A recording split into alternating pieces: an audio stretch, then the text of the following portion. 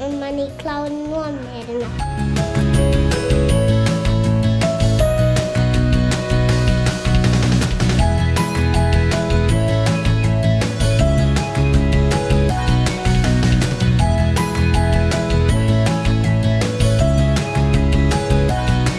Конечно, есть определенные привязанности к детям, которые долго лежат в больнице, и иногда бывает сложно именно морально.